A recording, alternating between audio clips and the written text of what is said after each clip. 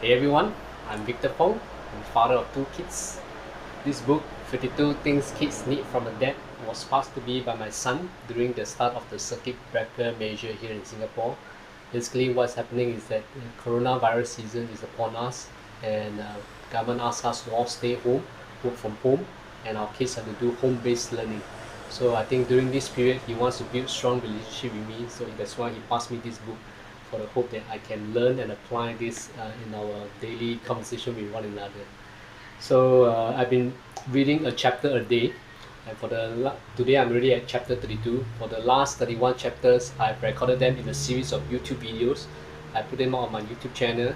So if you want to revisit these learnings, you can actually subscribe to my YouTube channel, click on the bell icon, and you can read back on what are the previous 31 tips for what things kids need from a dad. Okay, so I hope by doing so, not only I can revisit what I recorded, I can also learn and apply this for my kids as well.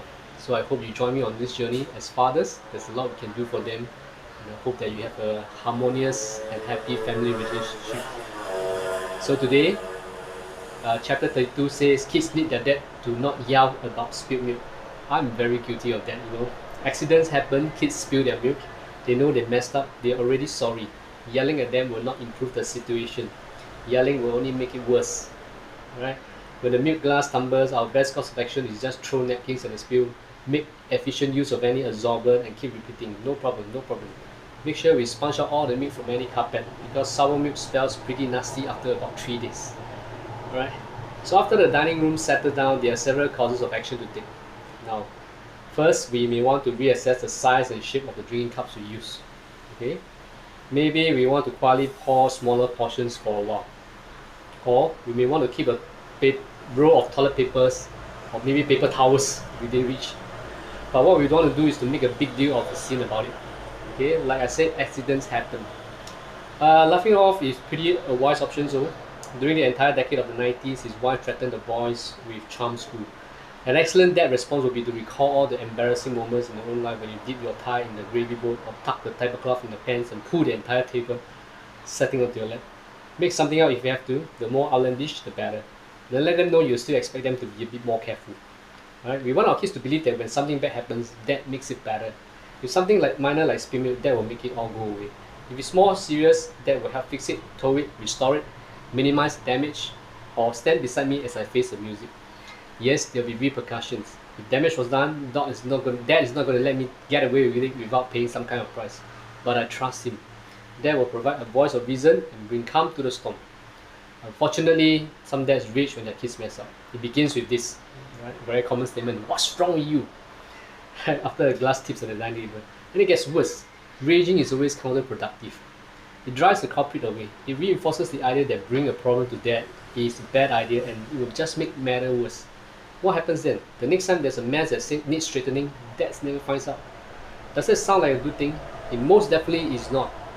Until your children are well into adulthood, one of their most important jobs is to guide them through the dark tunnels and thorny paths of life. It begins with small things.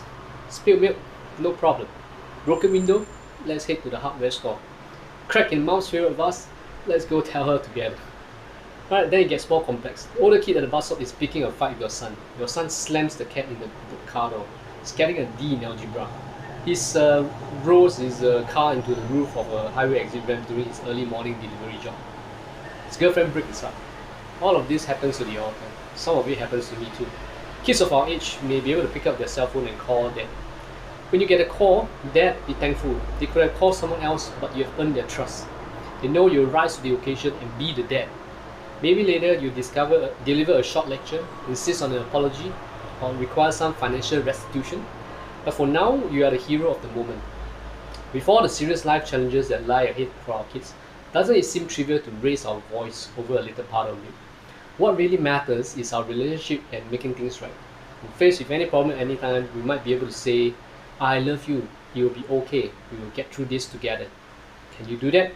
Do you have the courage to commit to that response no matter what? Have a test then.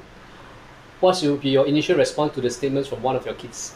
"Dad, I wrecked the car." "Daddy, I'm dropping out of school." "Daddy, I'm at the police station."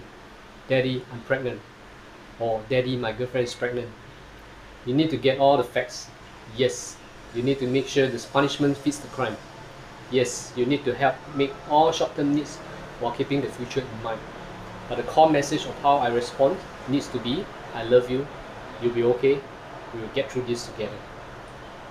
Key takeaway from this message, don't you always want to be the superhero, Superman, Batman, a knight in shiny armor? Your kids will give you that chance and it won't be make-believe. You'll be a real-life hero. But only if they trust you not to yell, persecute, abuse, or jump to unfair conclusions. George McDowell says, parents are heroes already. All they have to do is start acting like it. With that, I end you chapter 32. I look forward to share more in chapter 33 in my next video. Cheers.